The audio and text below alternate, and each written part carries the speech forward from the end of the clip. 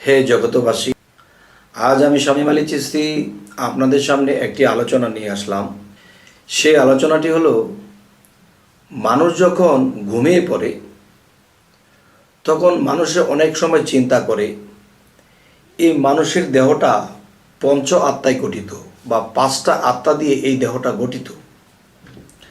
তো এখন আমরা যখন স্বপ্ন দেখি যে ঘুমের ঘরে বহু দূরে চলে গেছি, কোথায় গিয়েছি, কত জায়গায় অ্যাটেন্ড করে এসেছি, তো এখন যে বিষয়টি যে এই দেহ থেকে কোন আত্মাটি বের হয়ে যায় আর ঘুমিয়ে থাকলে কোন আত্মাটি দেহের মধ্যে থেকে যায়। তবে হে জগতবাসী, আজকের আলোচনাটি অবশ্যই খেয়াল করে শুনবেন। তো আমি শেষ ফিনিশিংয়ে এর চূড়ান্ত পর্যায়ে কথাগুলো বলে নিব। যে কথাটি হলো, মানুষ যখন ঘুমায় তখন কোন আত্মাটি মানব দেহে থাকে আর কোন আত্মাটি চলে যায়। যদিও মানব দেহে পঞ্চ আত্মা বা পাঁচটি আত্মা আছে, এর মধ্যে মূলত জীবাত্মা এবং পরমাত্মাকেই ধরা হয়। তো এখন আমি বলবো, মানুষ যখন ঘুমিয়ে পড়ে কোন আত্মাটি বাহির হয়, এই কথাটা যদি আমি আপনাদেরকে সরাসরি বলে ফেলি তাহলে কিন্তু বোঝা নাও হতে পারে।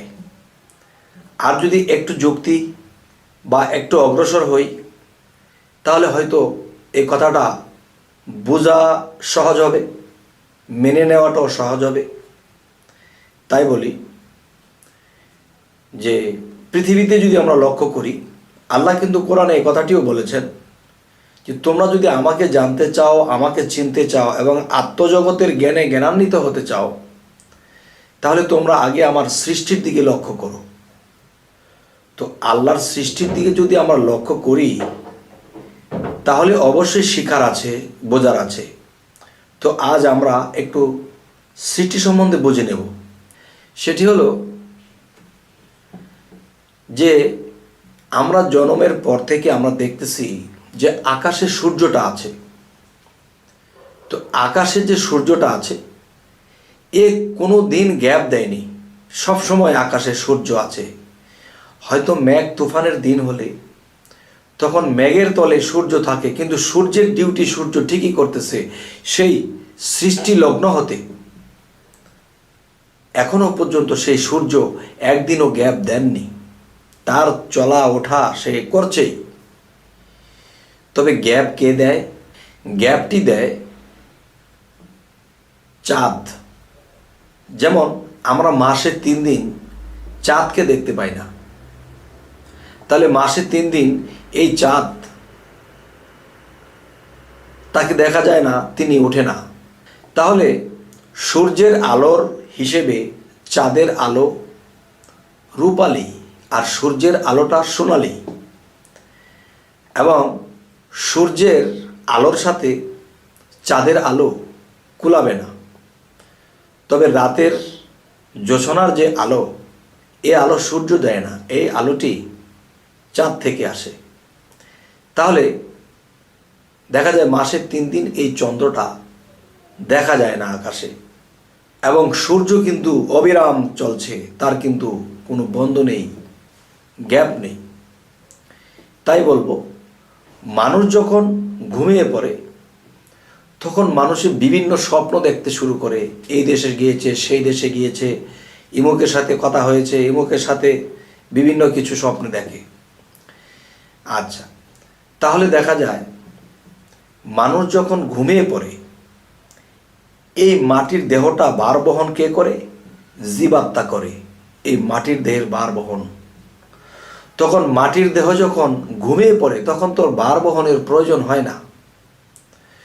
তখন এই জীবাত্মাটা ভ্রমণে বের হয়ে যায়।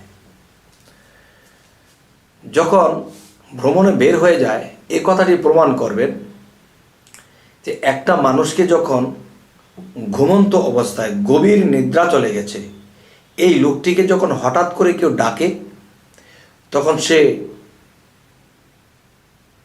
বিচলিত অবস্থায় সে জাগ্রত হয়। তার মানে তাকে যখন ডাক দিয়েছে তখন তার জীব আত্মাটা ভ্রমণে বের হয়ে গিয়েছিল, সে আস্তে আস্তে এখানে একটু সময় লেগেছে এবং যখনই এসে পড়েছে তখন সে হঠাৎ জাগ্রত হয়েছে। কি হলো? তাহলে বোঝা গেল জীবাত্মাটা ভ্রমণে বের হয়েছে। আর পরমাত্মা যদি আমার এখান থেকে বের হয়ে যায় তাহলে আমি আপনি মরে যাব, আর বাঁচব না। যেমন সূর্য ছাড়া একদিনও চলবে না, চাঁদ কিন্তু মাসে 3 দিন গ্যাপ দিচ্ছে, তার বিশ্রাম আছে, রেস্ট আছে। এই জীব দেহের একটা রেস্ট আছে, কিন্তু পরমাত্মা অবিরাম, তিনি ক্লান্ত হন না। আচ্ছা, তাহলে এখন আমি যেটা বোঝাতে চাইলাম, মানব দেহের ভিতরে যে পরমাত্মাটি আছে, মানুষ যখন হাঁটা চলা করে কাজ করে তখনও কিন্তু তার মধ্যে পরমাত্মা তার শ্বাস প্রশ্বাসের সাথে আসা যাওয়া করতেছে। যখন সেই মানুষটি ঘুমিয়ে পড়ে তারপরেও দেখা যায় যে তার মধ্যে সেই শ্বাস প্রশ্বাস আসা যাওয়া করতেছে।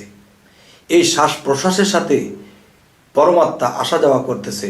যদি এই পরমাত্মা বের হয়ে যায় তখন বাতাসও থাকবে না, এখানে কিচ্ছু থাকবে না, শুধু মাটির দেহটা পড়ে থাকবে। তাহলে এই পরমাত্মা মানুষের মধ্যে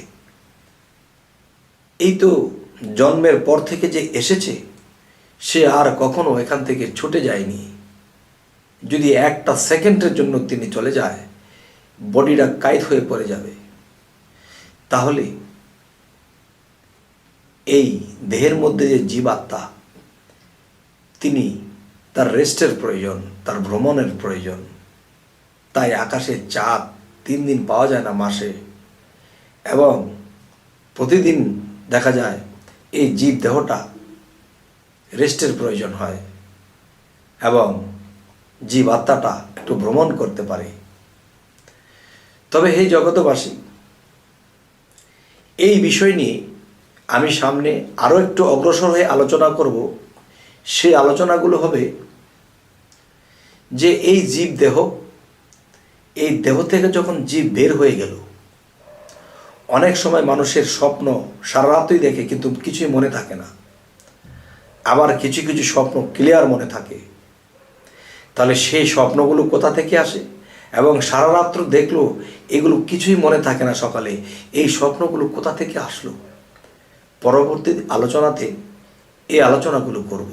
তবে আমাদের এই চ্যানেলের আলোচনা যদি আপনাদের ভালো লাগে তো অবশ্যই সাবস্ক্রাইব করে রাখুন, পরবর্তী ভিডিওগুলো আপনাদের সামনে উপস্থিত হবে। তো আজ এ বলেই রাখবো, সকলে ভালো থাকবেন। আল্লাহ হাফিজ।